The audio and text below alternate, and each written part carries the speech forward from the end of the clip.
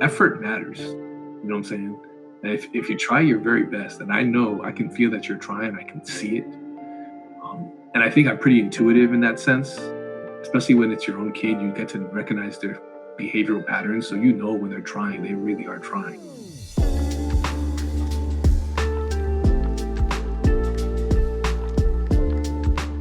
Hi, and welcome to DADennial. My name is Mike Trank, and as you can figure, I'm a dad. I feel that's how a lot of other podcasts start, and those dads will tell you what their day's like. They'll probably talk about what it's like being a dad today too. But along with being a dad by day, I'm also a mental health counselor by night in my own private practice. As a clinician in private practice, and one of those dads sitting in pick-up and drop-off lines for school, I wanted to share what I see in this ever-changing world. So together, let's create the best version of being a millennial dad.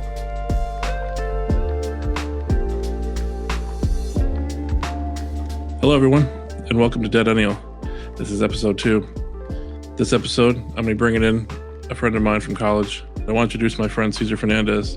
I've known him for over 25 years. We went to school together in Connecticut. We both live together in the state of North Carolina now. We got to know each other, and we have a pretty special relationship, friendship, bond that's lasted for over 25 years. And it's special to me to bring him on because I think he's got a lot to say in terms of the DADennial piece and his side of what he sees in his world and how he's doing the best he can, what he has, and being the best version of DADennial that he can be. And I'm very happy to bring him on today. My first thing I was going to do with you, like I do with most patients or most things of the podcast here, is 1 to 10. How are you feeling? All right. Right now, I'm about a 5, which is my normal. Like I'm a very even keel cat. You're already aware of the whole system there, so right. It's just that awareness of that's your normal, that's your baseline.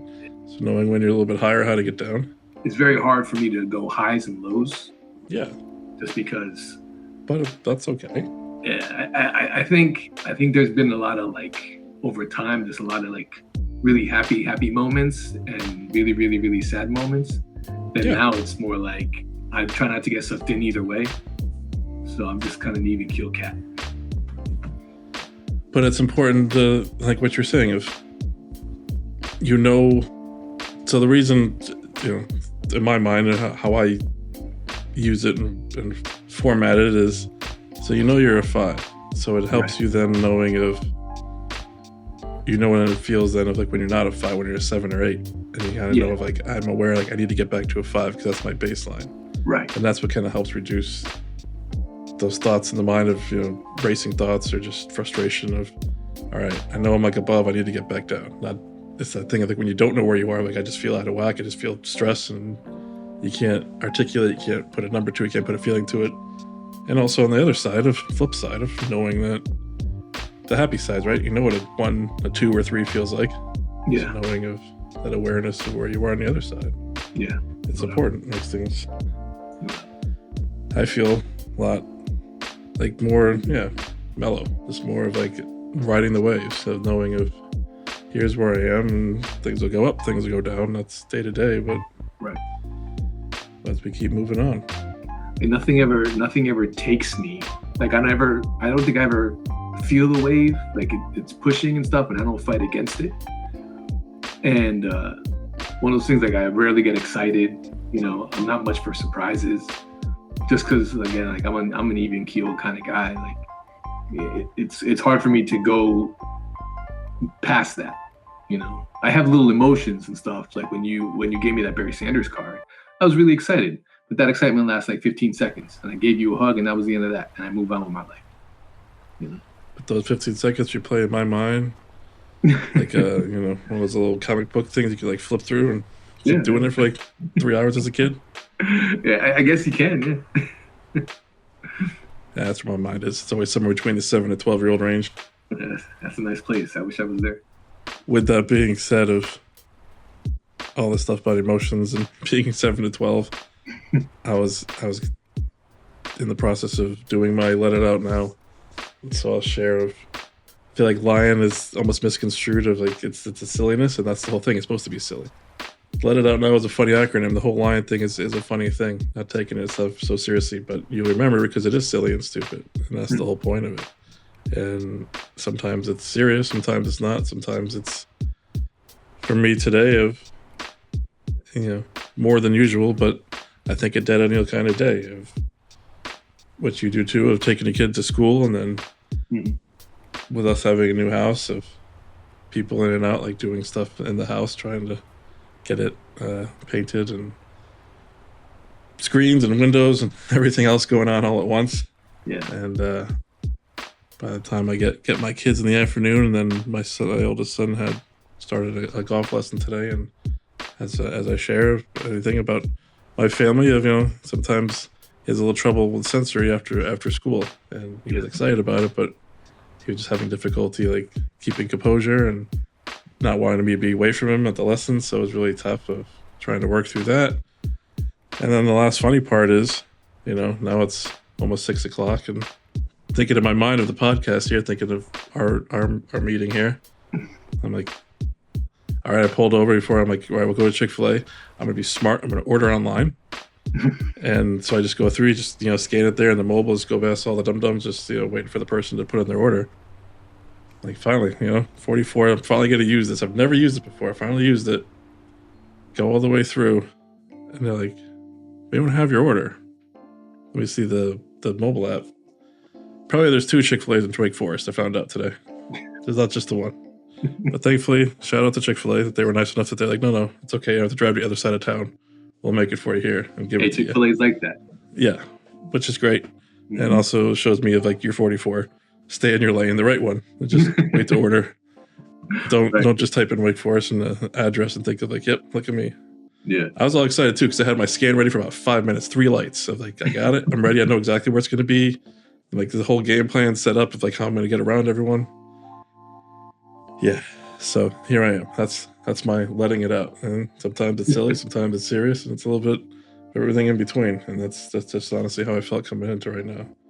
So as we start with any podcast here, besides a number, what do you want to let out? Or you can roar, or whatever the feeling takes you. That's the whole point of it. I don't roar very much. I mean, mine sounds like a 3-legged cat that got hit by a Bronco or something like that. No, I don't roar very much. Probably the thing that I experience mostly every day with the whole kids and family thing is preparing dinner every day. That falls on my shoulders, and my wife's always been really big on having dinners together. And I used to cook for fun. I really used to enjoy it. And I make nice fancy things, for myself, like high quality meals, where I would take the time and I would spend the day and, get my prep ready, the whole thing. Now it's just get it in under 30 minutes, after working all day, ending at 5, and get this dinner ready so that we can all eat together. And then my kids have after school activities, both of them dance, right after school. So I got a small window to get everybody fed and have a decent meal, a colorful meal. And that brings me the most stress, is getting everything done in that little window between 5 and 6:30. Sometimes work runs late. Sometimes I have to do other things. Sometimes I don't have what I want. Sometimes the kids don't like what I have. And I don't like to. I'm not cooking for fun anymore. It's necessary. It's like my second job. Do you feel like I think you were saying, so it's like the pressure's put on you, or do you put some on yourself too? Well, both. I've laid the groundwork. Like, I've already set the bar high, and it's hard for me to jump the bar that I've already set. It's hard to step back, and maybe what I was saying earlier. I think COVID changed a lot of things, right? When you're doing that without a choice for so long. Well, yeah. I've been doing it since Jennifer and I got married. We play to our strengths, and that was the strength of just me being organized and preparing meals. And even when my children were born, they were young. It was getting my wife and I a meal, and then preparing the meal for my child, which sometimes was just roasted sweet potato mashed up in the food processor at that time, or avocado mashed up, something. But I was the one preparing it regularly, and it just kind of stuck, and it's been there ever since. So part of me is always like, man, I can't wait. Like, my daughter's 15. I can't wait till she's 18 and out of the house. That's one less mouth to feed and one less person to please with the meal. And my son, he's 6 years away from out of high school, and I'm like, man, that's going to be one less mouth to feed, one less mouth to please. What are you gonna do when they come back and like, oh, I want Dad's home cooking? Well, that's different. That's once in a while, but it's not an everyday ask. What if they move back home? I put it on myself. What if at 32 at home, like, Dad, that's what we have for dinner? That's all right. That's all right. That would be my pleasure. That would be my pleasure. But now it's my pain. But I stick with it. Like, I'm walking the Harris Teeter aisles yesterday. I'm going up and down the aisle like one in a roar, as you would say. That's how you let it out. But in the middle of Harris Teeter, they would have had me committed. Well, hopefully one day I'll be like, no, it's just he just listened to DADennial, and that's everyone gets it. Indeed. It literally all starts. This whole thing started over COVID, because the lion thing, and this ties into DADennial, of course, because it was a social worker that was running a group actually in Massachusetts, and I saw her on CNN. Actually, I already heard about her, that she just started like a women's group where they would go to a park during COVID and just yell and scream because, and I'm not saying this shouldn't be the case, obviously, that right. Women being stressed, moms of like can't get together, but I would just sit there like a crazy person and look at the TV of like, but dads too, like where's that? Where's the yelling and screaming? I'm like, well, right. Maybe we'll make it a roar. I don't know. Maybe make it a lion. That's, maybe one too many cocktails one night. I'm like, I'm going to call it lion. There, let it out now. That works. And then Holly would just look at me and say, I'm going to bed. So that's, so do you feel like I feel like there's also the opportunities, and I know you're a perfectionist, so I feel like when I say this, I already know the answer, but hey, I wouldn't kill a few minutes if I didn't ask. Like using like the different apps or different, like the Apron or things like that, like having the pre-made meals where it's supposed to be easier. And so part of that is looking at those products and having the ingredients shipped to you, or having some of the stuff pre-made. Mm-hmm. I look at it and I'm like, man, I can't justify that cost because I can do it myself. Like, if you give me the end product, I already know how to get there, and I could just go to the store and buy my own ingredients. At the same time, I'm also not the one, like the benefit of those things is that it's already planned out for you. Right, so it saves you the time. So right. You may be stressed on one end, but hey, you might have a little less of like, well, you just got to throw it together. Yeah, you could do it, but... Right. I mean, like outsourcing that works. You know what I mean? I'm sure it does. I didn't know if you tried it or not, or willing or able. No, I tried it. I'm definitely able. It's. I guess there's something in me that I don't want to spend the money for something I can do on my own.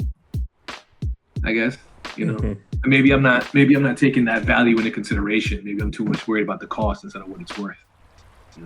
Yeah, could be. Could always be a subconscious thing too of, you made it with your bare hands. There, it's your meal. It's like and there's a sense of pride to that. Like when I serve a meal and it's like the first time I've ever made it for my family, and everybody's like, "Oh, this is awesome!" Like there is a sense of pride to that. Like I did that with my own hands, and I had a hunch that you guys would all like it, and it works out great. Sometimes it doesn't work out, and that drives me nuts because I'm not doing it for fun. This is work for me. Let me know if you ever do French chicken and waffles. I will come over for that. No doubt.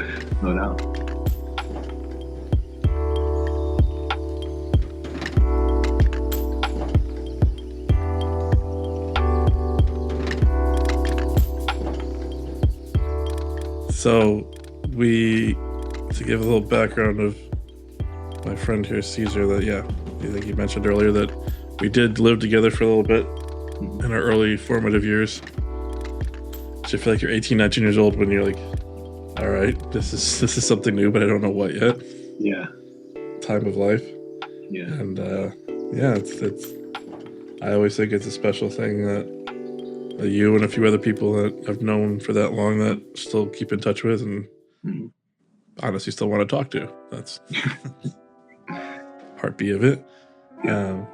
So yeah, I wanted to ask you on because I think not just knowing you for so long, but I think your perspective, and I think as you've been saying here, is kind of evolved and changed as mine has too, obviously throughout the years. And I think when I hear your story or hear what's going on in your life, I feel like you've taken that role of DADennial and kind of ran with it in your own way. Yeah. I think that you see and see the differences of your dad and how he grew up and No doubt. how he raised you, and I think you've kind of evolved for yourself of there's no template, right? There's no guide of how to be a dad in this day and age. So you're trying to figure it out on your own, but you're not trying to repeat the learned behavior, and that's the hardest part, and that's the biggest challenge. So when I hear your story, it's encouraging. It's also, fun to hear because I think you definitely see things through a different lens and you do things your own way. I think that's what makes you you. So that's funny. I wouldn't call it fun to hear. I find it very mundane. But hey, whatever entertains you, bro. What's that? No, the whole just being the suburban dad. I find it very mundane. It's very the same, every day. But you're right. You're not wrong in that. But that then ties into why you need the support. Why it feels so mundane and alone too, right? Because you're trying to figure it out without the support. So it can't just feel like you're just another day of me bringing the kids in, me doing dinner. It's not. It would feel different. It's the point I'm trying to make is it would feel different if you had even a weekly or monthly group of guys, whatever, that all made dinner for their big families. You could exchange ideas, recipes. It would feel so much different for you if you knew of 5 other guys that did the same thing as you, and you would feel more supported. You'd feel all right, I'm not the only one going through this. I'm not the only one trying to figure this out and get through almost like a prison sentence, putting on the wall another week, another cross. So that's the whole frame, the mind frame that I think about it as it feels more mundane. It feels more blah sometimes because no one really gets it, right? And I think so many people are just doing it and just, learning on the fly, trying to change the learned behavior, knowing that, a lot of the things that have changed so much since our parents' generation for raising a kid. And more than anything, I'm just trying to find that guide that creates some templates, some support, something that people can listen to that is suburban dads from all over and different ideas and different thoughts and different lenses of how they see the world and how they handle things. And that hopefully just kind of breeds that support and gives that I'm not alone. Right. So I've noticed, we've been doing this I've been with children for 15 years. I have tried to find other dads out there that kind of are in the same boat, and some of them are, some of them that I can communicate with. Sometimes it's a neighbor, or one time it was a neighbor.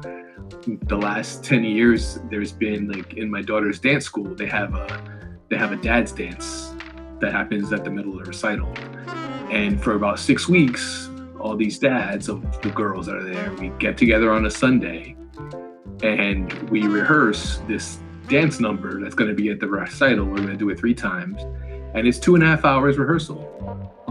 And it's the closest thing to a team that I've experienced since I was playing ball back in high school.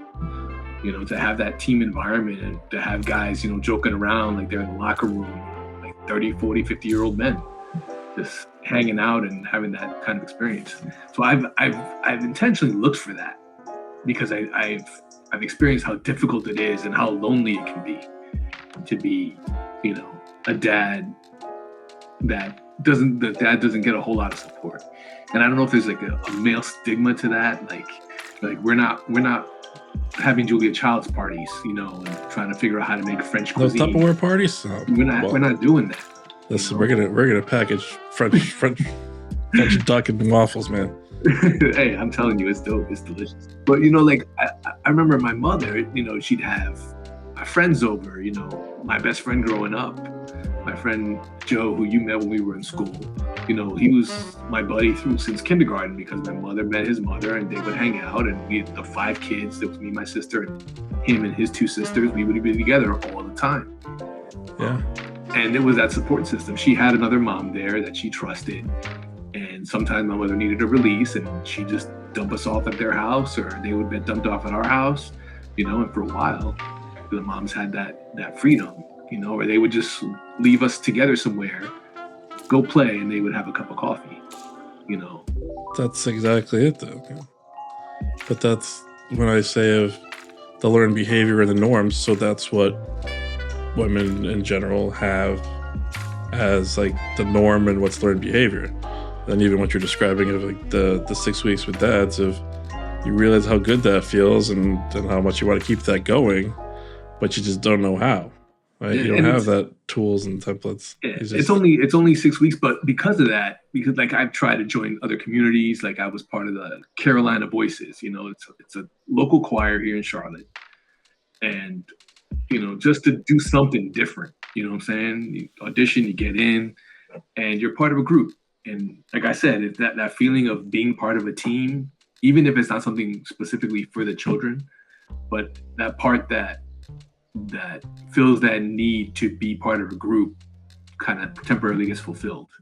Knowing that you're a significant part or a significant member or participant of the group, that if you're not there, they're going to miss you. What you've said in the last couple of minutes is perfectly summarized of right why we're talking today. Is me of like pretty much in my own weird little quirky mind of saying, F it, I'm going to find a way to do this. Yeah. And my backstory is when we had my first kid, it was kind of always planned of, all right, if I was a therapist, I could then just work nights and evenings, and I could be home. Like we try to find a way of how can we have kids in this modern day without the support of grandparents on a day-to-day basis and make it work and make enough money. And this was started planning when I went back to grad school in like 2012, 2013, when we first got married. Of when we have kids, if I get my master's and my independent license, then I have that flexibility of I don't have to be there 9 to 5. I can still do something on the side. And I think that's part of it too. Like being a dad, you also need to be a therapist too. And that was part of that weird thing too. Like, what do you do? Right? That's one of the first things that guys will say to each other if they don't know each other. Like, hey, how you doing? I'm like, so what do you do? That's right. And if you say dad, I'm just kind of a stay-at-home dad. It's like, oh, okay. Like not that it's even a bad thing. It's just I don't know. Somebody said that to me, I'd give him a hug. Yeah. Well, but nobody ever says that. So to go back 2017, picture it. We'll go back here.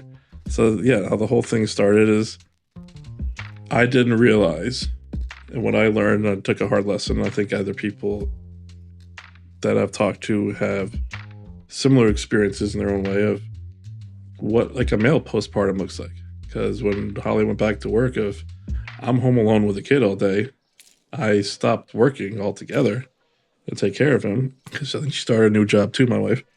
It was that feeling of where do I belong? Where do I fit in? Why do I feel so emotional all the time?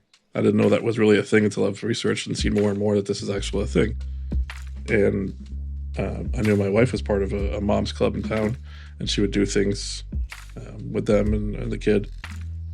So I just asked can you ask them, because they go to the playground during the morning times, can I join? Just tell me which playground they're going to. Mm-hmm.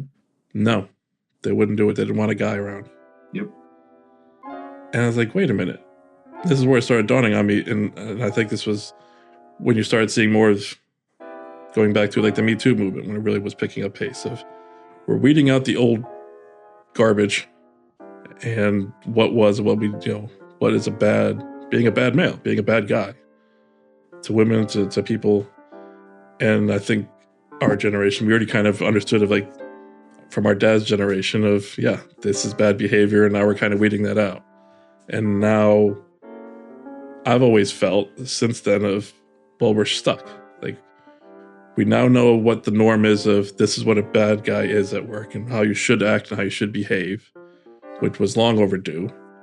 But now it's that inclusivity of making like, yeah, if you want guys to be more involved and more emotional and better human beings in general than our parents' generation. Well, why can't a dad go to the park? Why, let's talk about it. Let's have that conversation of, all right, we're not in the house. We're not like doing something that could make someone feel uncomfortable per se. We're at a park. There's other people around. So even if there was some reason that you maybe felt uncomfortable, so what, why is it then okay for them to go back to those stereotypes and norms? Why can't we keep moving forward from that movement into let's get more guy groups? Because even Holly would be like, well, you can start a guys group. I'm like, okay, how? Like, right. Like, that's what am I gonna just Facebook of like lonely dudes? Like, I'm gonna not get dads. Trust me, if I just type in lonely dudes. Right. Right. That's where it all kind of spawned from. And I feel like regularly too with taking Nolan out when he was younger of coffee shops, grocery stores, wherever I take him. I'd either get, oh, that's so nice, you took the day off, or just that like overcompensation of like, oh, it's so great to see a dad with her kid. I'm like, no, this is my everyday. This is just normal. This is what I do. And it's just kind of. I wanted you to hold that thought because there was a lady, I had done the same thing. I went to the park with my daughter, and two ladies were there, and they said, oh, that's so sweet, you're babysitting, or oh, you got the babysitting job today. And I was so upset. I said, no, I don't babysit. This is my kid. So I got this shirt.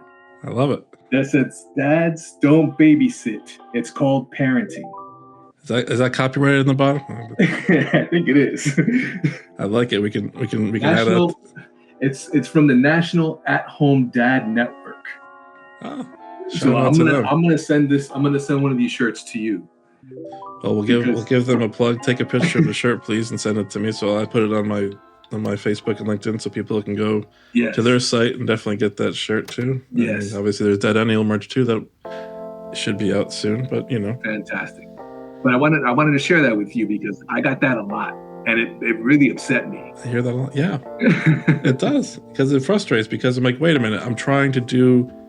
It's like going back to the thing of like, I'm trying to do what I feel like I'm supposed to do, what I'm like learning of. Yeah, I knew my dad's generation had a lot of shitty behavior as I learned of like, I mean, hell, my dad even told, my oldest son within the last few years of like, you whistle any girls today in preschool, like, Dad, we don't know. What are we doing? Let's not teach that. Yeah. It's just that learned behavior, normalcy for them. Like, no, this is not good behavior. It's not how you act. It's not how you talk to people. It's not how you. And just trying to be that. I was in that conundrum of, going to the park alone and just seeing groups. Even now, even today, of like part of my frustration daily every morning.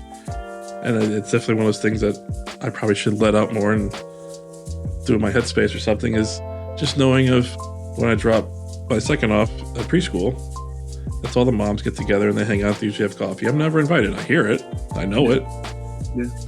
I think this is kind of why I want to have the conversation. It's like I always would feel too of when I started writing about these thoughts, and that's why I started cutting me. That's why I started writing the book DADennial, which hopefully maybe some publisher will hear of. Like that's the next thing I want to get out there. But yeah, it's all these thoughts and feelings and kind of going through it all, and especially in that time of feeling alone and like, where do I fit in? Where do I belong? Like I almost had a push of like, I need to at least work a couple hours a day just to feel normal, just to say like, I'm a therapist and I'm a dad.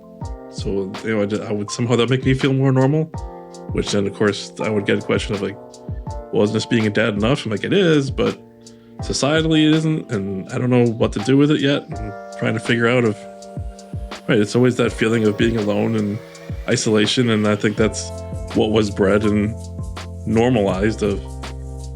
My dad didn't have any friends. He didn't do much. He just worked. That was pretty much it. Worked, slept, tinkered with cars, broke stuff, and tried to fix it and broke it again. Right. That was pretty much it.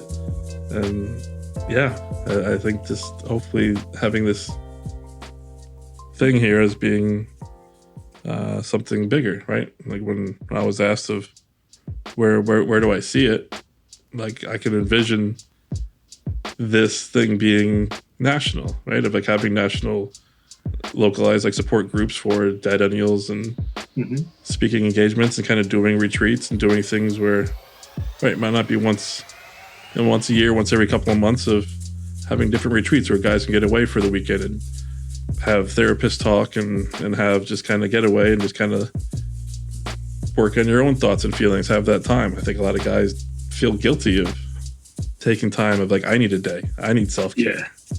Yeah. You know, I always feel guilty with that. I know a lot of guys feel guilty of. Yes. I know. Like, I need a spa day, which I do. I do get a monthly massage, so I do take my spa day, and I love it. I don't do that.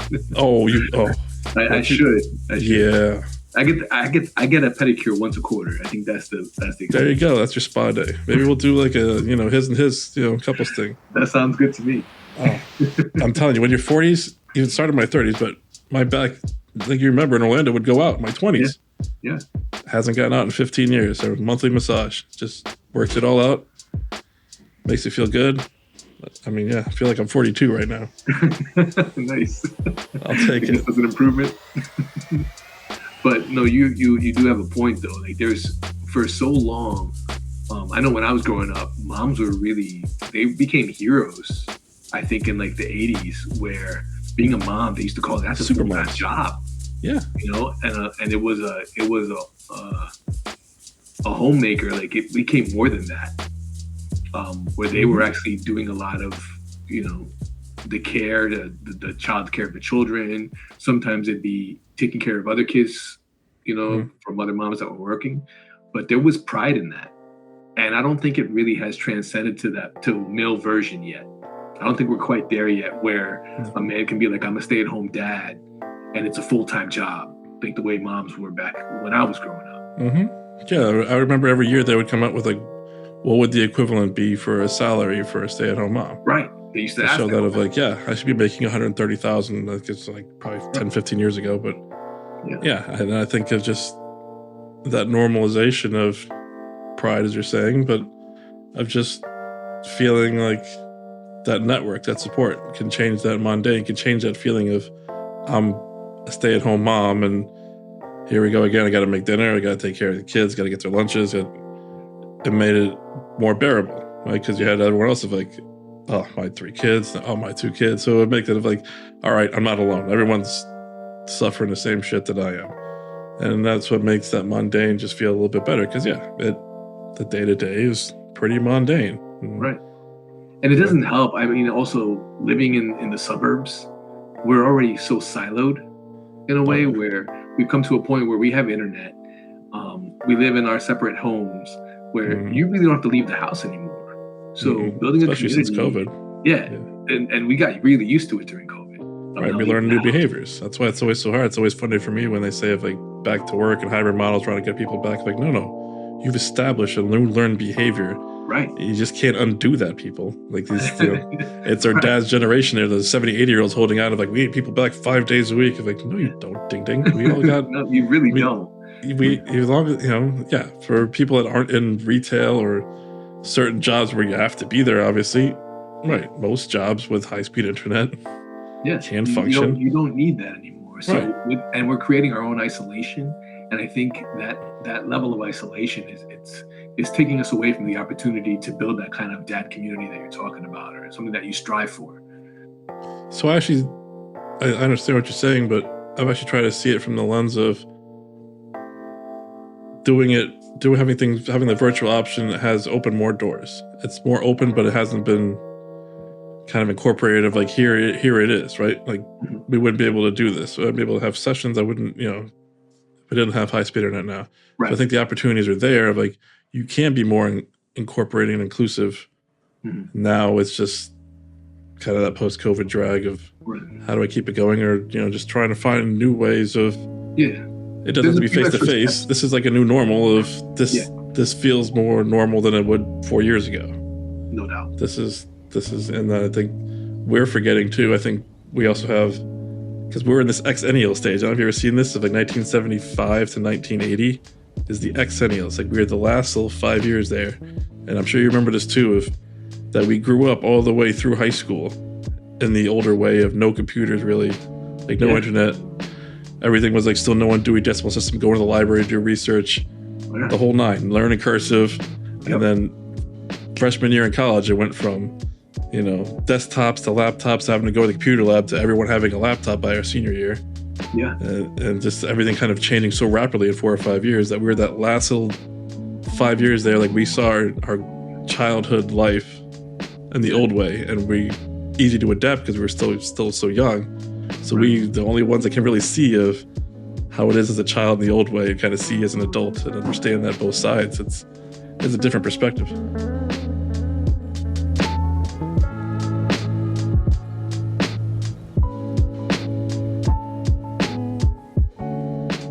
I think you were saying it earlier, but I was curious, like, what do you feel like is the biggest challenge now for us or for dad nowadays? From the change in generation? Just in general, like, what do you see today as like being dad is the biggest challenge? I know we were talking about different challenges and different thoughts and ideas on it, but I think it's really the level of involvement that I've seen. I mean, I know the change from my father. He was, probably similar to a lot of people's father from that generation. Was you went to work, you came home. If you came home early enough and you were a nice dad, maybe you go play catch with the kid, or take the kid to ride the bicycle or go to the park or something, which my dad did regularly. He was really good about getting home at a good time, playing with my sister and I. If it was raining outside, we'd play board games or whatever. But he never really was the caretaker. We saw him sparingly, between the hours of 6 and 8. Mm-hmm. And somewhere in between that, my mother would, take us to bathe us or whatever and feed us. Yep. And my father would sit on the couch watching Jim Lehrer on PBS NewsHour. That was our weekday thing. Weekends were a little more different. My dad was there all the time. But again, the level of attention wasn't the same that I have to put now. Now, it's a very much more of a team effort, 50-50 effort. My wife and I, like I said, we play to our strengths. Mm-hmm. We both have to have like a active calendar. We both have access to it. Of course, it's digital like everybody else, I'm sure. Ours is a whiteboard. Is it really? It's old school. Holly just does it like every month. She's like wipes it down. I'm like, God bless you. Like you was about to send it to me. Like, just like I tell her, just take a picture of it and send it to me. Like I can't look at this thing every day. But the calendar, it's so dynamic. Everything changes. Like this morning, my kids signed up for a tournament on Saturday that I just put in yesterday. That I had registered for the tournament. That's Saturday. My daughter has a thing on Saturday morning. So at 7:30, she has a call time for this dance in Fort Mill, South Carolina. My son's going to be over in the middle of Charlotte at 8:30. So we got to divide and conquer. That's how we call it. That's what it is. And tag people in. Like it's a tag team match. And like, I don't know how some people with like 3 kids do it, because with 3 kids, you're outnumbered. Yeah. You know what I'm saying? And sometimes it feels like a battle. Yeah. Like you take one, or it's like a basketball game, like a 2-on-2 tournament. You know what I'm saying? Like one covers one, I got the other. Yeah. And if they set a pick on us, we switch. Box down low, box the elbows out. I mean, you have to do that, figuratively speaking. But if people that have 3, I can imagine it gets really 3 difficult. And above. I God bless you all. I don't know. I'm sure it gets hard. Like I know one dad that has 3 girls. Luckily, one of the 2 of the girls, they're a set of twins. And they have very similar interests, so they're always together. So it's kind of like 2.5, not really 3 in a way. Although they also have their separate interests. But him and his wife are constantly driving around soccer matches, and they're going all over the country playing girls soccer. And they're all 3 girls are stellar soccer players. Oh wow! It's a lot of work, and so that's the one thing that I've noticed is really changes that level of attention that dads have to give now, because moms are in the workplace, dads are in the workplace. It's really more like a 50-50 situation, especially if mom and dad both want to have careers. Yeah. And with the kids' activities, getting dinner on the table. And it's not only that, but like you're also running a business in your house. You're trying to get your revenues and you're paying your taxes and controlling your expenses, so make sure they don't exceed your net growth, your net revenue. That's part of the process. I wanted to ask you, for free. You know what I'm saying? when you would say if, like, you had the household in your household, you had, like, from Biggie's 10 Crack Commandments, you had your own version. I still have that. It gets quoted regularly around here. Do you mind sharing any of the 10 Fernandez? The Fernandez family house rules? Oh, Sure, so I have that's it on what my they're called. phone. I'm gonna pull it up for you because I wasn't prepared to show it. So I thought of it on the spot here for some reason. Just everything we're talking about, just kind of like, and it was Biggie's birthday last week, which just made me feel old too. It's been 26 years. I'm like, jeez, I remember the day. I feel like an old person. Like, I remember the day that happened. I remember listening to the radio. Oh my God, yeah. Like the day that happened, I was actually sad in high school. I remember Tupac's was the one that hit me hard because I think it was in September. Yeah, that was September. Yeah, I remember driving to senior year. Practice. We had lost a game on Friday or something like that. We had football practice on Saturday, and we were really distraught. But so here it is. You don't have to give me a moment. You don't have to share the secret sauce. You can give me. I'll explain to you why I did it. So the first thing why I did the rules was because I needed for them to be memorable, so that my kids can quote it back to me and they weren't difficult to remember. One of them was, the first one is super simple, called just don't talk to strangers. My daughter was one that never met a stranger. Everybody was her best friend as soon as she met her, and that kind of concerned me, so I had to reiterate that. The second one was don't touch what you don't understand, which is, something, if you're looking at something and it looks weird and you want to touch it, just hang back a little bit, make sure you understand it first before you touch something. You never know what it is. I feel you could also name that just mind your business. Basically. The third one was no blood, no foul. That's all just part of the game. That's all I was. I don't remember. 80s basketball. There was a T-shirt. I think it was And One or something like that. I used to have a T-shirt. Of course it was. From the late 90s. Yep.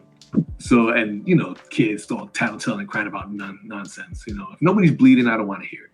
Right. The fourth one was nobody likes a rat, which meant basically I don't want to hear no tattletelling. You tattle, you're the one that's getting in trouble. For being a rat. Also, sometimes it's nice to share. Like I know with my sister and I growing up, we had moments where we weren't telling mom and dad, and that was on us. Like we shared that secret. Even now to this day, we don't tell our parents, and we're in our 40s. Yeah. I'm sure my kids will be the same way. I hope so. I know my kids are. And we really prioritized their togetherness and their closeness, to try to make sure that nobody likes a rat. Don't be telling secrets that your sister tells you, and likewise, unless somebody's getting hurt, keep it to yourself. The fifth one, never go against the family in public. That was a thing. I don't think my father Santino opens his big mouth, ends up getting killed in the toll booth. Yep. But yeah, that never goes against the family in public was a huge thing because I didn't want to have to argue with my kid when I was out on the street.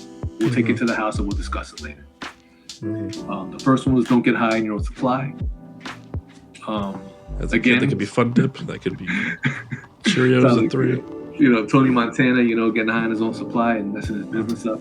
But this one is really about humility. It was huge, especially my kids. They're super smart kids, and I'm proud of that.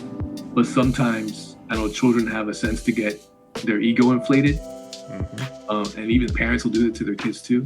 But we really tried not to keep them humble, and be like, hey, there's always somebody better than you. I've noticed kids today have a hard time losing. And I know my son used to flip over the Candyland board when he was losing Candyland, and we're ones that we don't let the kids win in our house. But that was the thing. So keep them humble. The other one was stay cool, stay focused, away from drugs. That's from Big Daddy, Adam Sandler. He's out on the playground. Just try to keep it level. The 8th one was keep your pimp hand strong. That means if somebody chooses you, you better fight back. Don't let somebody walk all over you, try to take your money or whatever. You keep your pimp hand strong. The 9th one is no one gets left behind. That's more of a family rule. Like, we got to keep each other up. We got to keep each other moving forward. Sometimes one of us needs support. You can't leave anybody behind. I got that one from G.I. Joe the movie. It's a line said by Sergeant Slaughter in G.I. Joe the movie. Yeah. From 1989, I think. That's the classics. The 10th one is you snooze, you lose. So don't sleep on it because you may lose an opportunity. Mm-hmm. The 11th one was only you can prevent forest fires, which means basically you are It's like the amendments to the Constitution were over 10 minutes. it's you are responsible for your own actions. Mm-hmm. That was the thing I was trying to get through to them. Yeah. And the 12th one was check yourself before you wreck yourself. Mm-hmm. Ice Cube. Always. And that was really for just making sure that you got your I's dotted and your T's crossed. Even if you're gonna be bullshitting, at least back up the lie good enough so you don't get caught. If you're gonna be good at it, be good at bullshitting. I mean, that's honest. But yeah, so I did that, and I focused on it, and I shared it with several people, just because it was something to remember. It was comical, so it was humorous, so they would remember it and they would laugh and giggle, But when I would say it, I would give the meaning behind it, and I would. Mm-hmm. It was like kind of a lecture in a way, because I don't talk very much in the house, but I would say one of the rules, and now they get it. Right. I don't mess around if you break one of the rules. See, I wonder with the humility one, and I thought about this in one of our last conversations too, and the psychology sense, and this ties in. I hope we'll see where it goes. The general thing I see is like this maybe goes to the change of generational of what a parent was back in our day as kids, and our parents' generation was something that we don't want to repeat.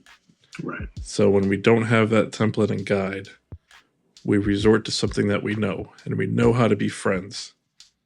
That's something we always know. So I think, and this is obviously not quoting anything here, this is just more of my own observation and kind of thought of, I feel like sometimes that we just kind of go with that easy norm of, I don't know how to deal with this.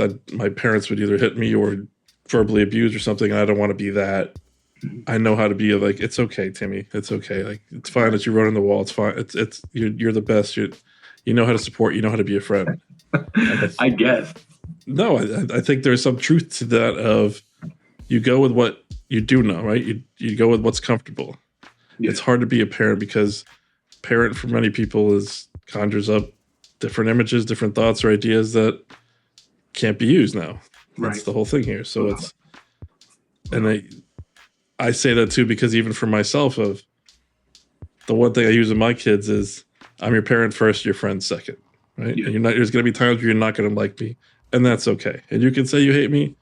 Not that I want to hear that, but that means I'm doing my job. If you're mad at me because I'm having to instill something in you, and I think it's also that reminder too of they don't know anything. Like, they only know what they know. So whatever you teach them is what they know. Right. So unless you correct the behavior, unless you be the parent, and doing it, which is hard. I don't think in any part it isn't of, all right, I can't resort back to fear-based. I can't resort to scaring the what out of them, yelling of like, you got to get through your head, but trying to find different ways to teach. And that's hard. There is more stress and pressure on us because for parents in general, we're not creating fear-based, we're trying to create a learning base.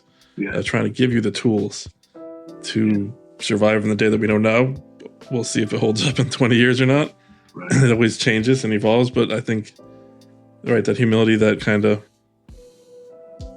not getting always thinking they're the best is because, right, we know how to do that. We know of how to be supportive of, you're the best. You'll get them. You'll do great. Even though you might not even believe that, but you don't know how to correct that because you don't understand. And that goes to support too. Like, if you had the support of saying it, I don't do it with my kid. Like, he just doesn't get it. It just makes me mad, and I just kind of yep, sure, whatever.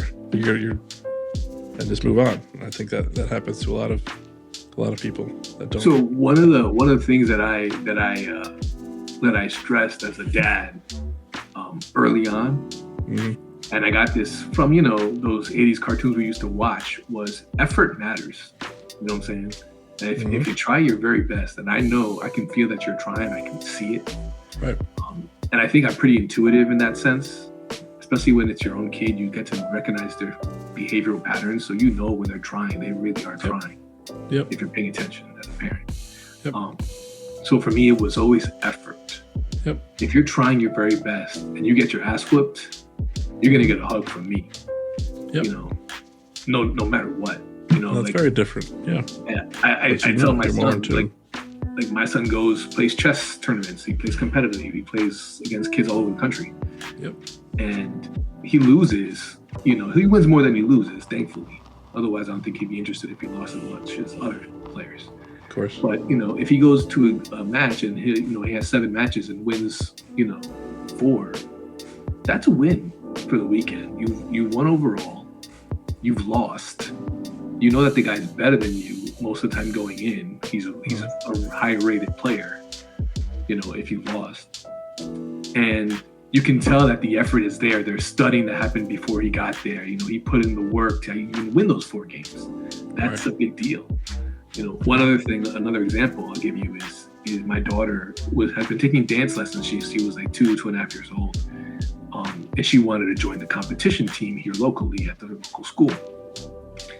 And Jennifer and I were always against it. It didn't seem like she really was that interested, that she wanted the notoriety and she wanted the nice team jacket or wanted, the trophies or whatever. But one summer, she really focused on improving her dancing skill. We kept saying, no, we're not interested in putting that. We're not interested in you doing that. And then that summer of COVID, when right that summer, the first summer of COVID, we were stuck in the house and she worked her ass off. She got her body right for dancing. She was working out every day. She got stronger. We ended up, her and I now do every Saturday at noon, we do a father-daughter workout. Yep. And it all started with her wanting to be a better dancer and getting her muscles prepared for that. When she put in that work, we could no longer say no, that we weren't going to support that. And that's parenting. Yeah, that's the part of. So if effort was always the number one priority, always. There was no winning or losing. That didn't really matter.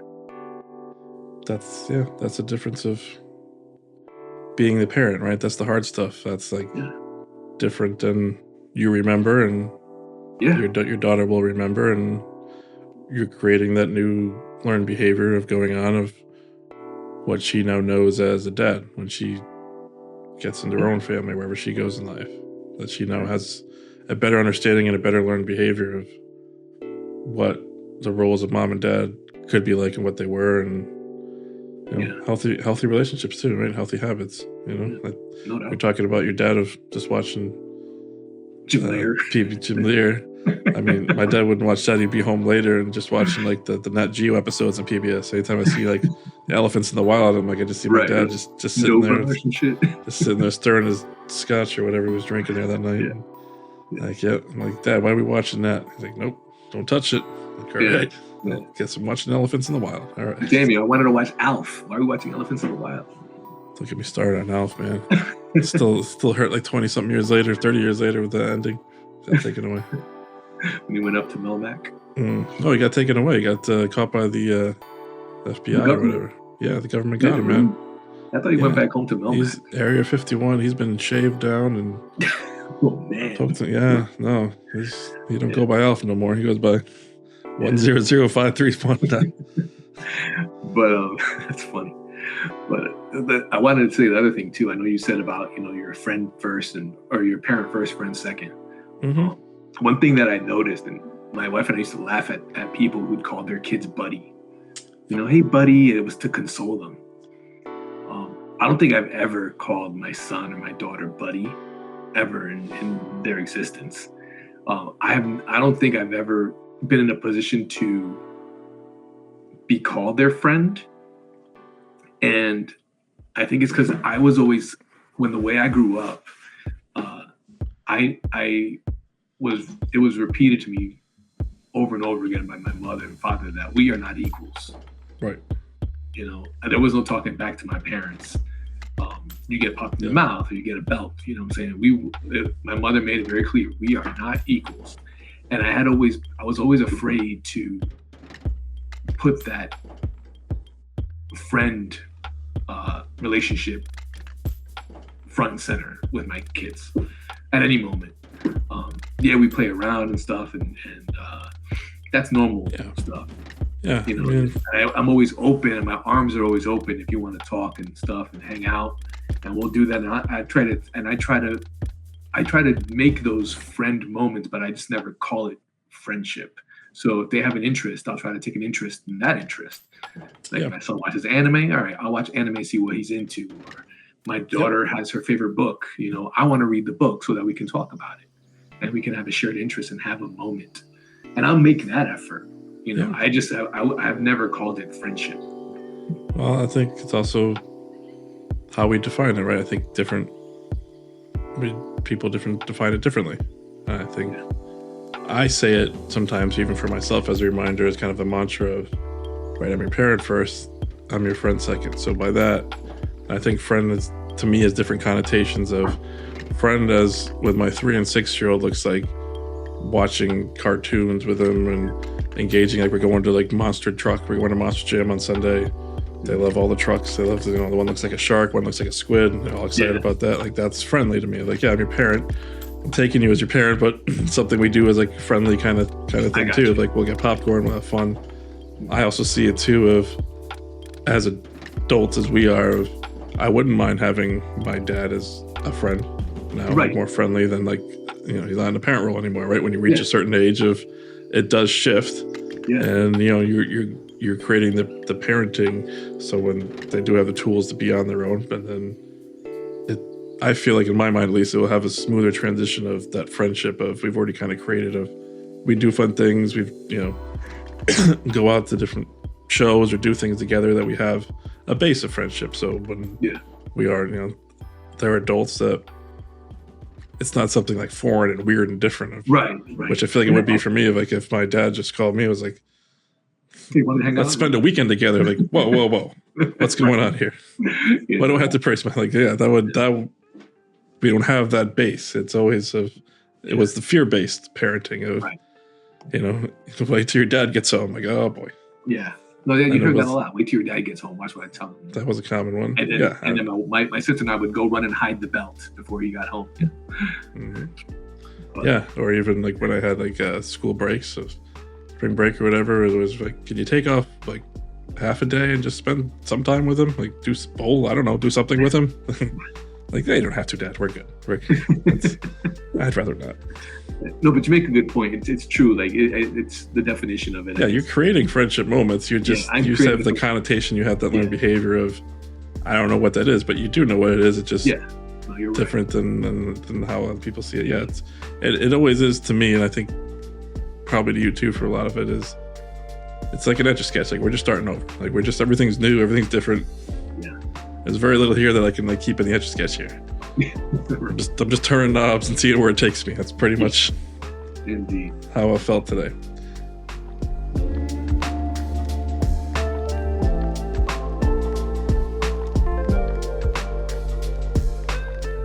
I want to thank everyone for listening. I want to thank everyone for subscribing to DADennial and on your favorite podcast platform. We are on Apple, Spotify, and on many others. I want you to be able to go to DADennial.com, DADENNIAL.com, Facebook, LinkedIn. I'll be trying to put up at least one weekly blog kind of idea for a lion or something that's going on this week, or a post that you people put out there on Facebook. Nice post, please. On LinkedIn.